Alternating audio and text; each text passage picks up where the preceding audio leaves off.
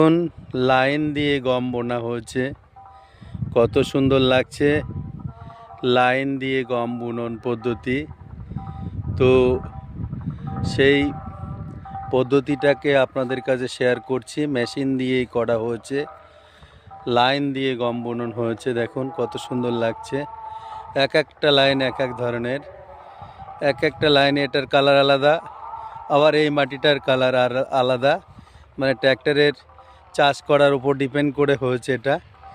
এক একটা লাইন এটা বিট হয়েছে, যেমন ক্রিকেট মাঠে ডিজাইন করা হয় ঠিক সেরকম ডিজাইন হয়েছে।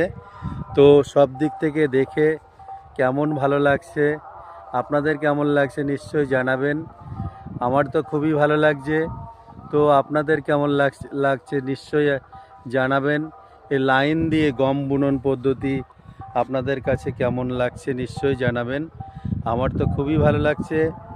তো সব দিক থেকে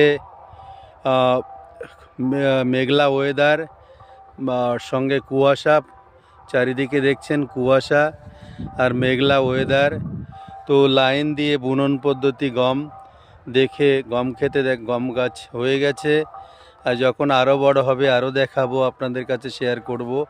তো লাইন দিয়ে বুনন পদ্ধতি আপনাদের কেমন লাগলো নিশ্চয়ই জানাবেন। আমার সাথে থাকবেন, পাশে থাকবেন, ভালোবাসা অবিরাম রইল।